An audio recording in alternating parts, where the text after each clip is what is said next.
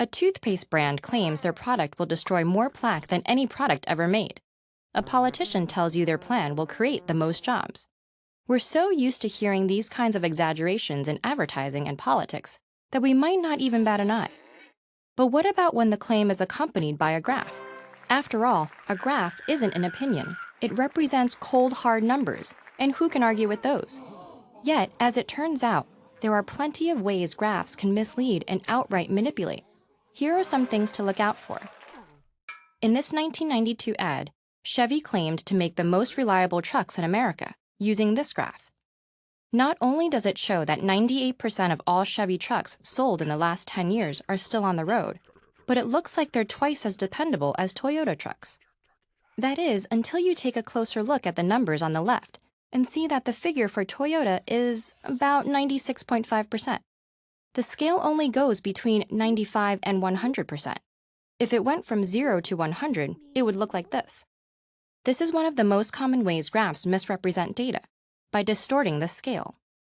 Zooming in on a small portion of the y-axis exaggerates a barely detectable difference between the things being compared.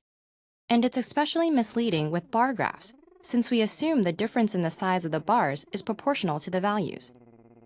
But the scale can also be distorted along the x-axis, usually in line graphs showing something changing over time. This chart showing the rise in American unemployment from 2008 to 2010 manipulates the x-axis in two ways. First of all, the scale is inconsistent, compressing the 15th-month span after March 2009 to look shorter than the preceding 6 months. Using more consistent data points gives a different picture, with job losses tapering off by the end of 2009. And if you wonder why they were increasing in the first place, the timeline starts immediately after the U.S.'s biggest financial collapse since the Great Depression. These techniques are known as cherry picking. A time range can be carefully chosen to exclude the impact of a major event right outside it. And picking specific data points can hide important changes in between.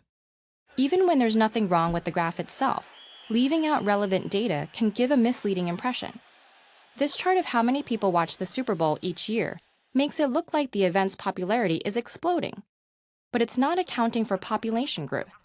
The ratings have actually held steady because while the number of football fans has increased, their share of overall viewership has not.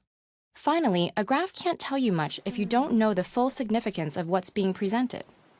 Both of the following graphs use the same ocean temperature data from the National Centers for Environmental Information.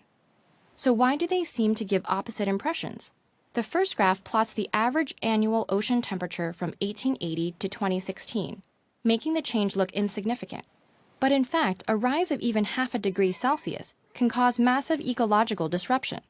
This is why the second graph, which shows the average temperature variation each year, is far more significant. When they're used well, graphs can help us intuitively grasp complex data. But as visual software has enabled more usage of graphs throughout all media, it's also made them easier to use in a careless or dishonest way. So the next time you see a graph, don't be swayed by the lines and curves. Look at the labels, the numbers, the scale, and the context, and ask what story the picture is trying to tell.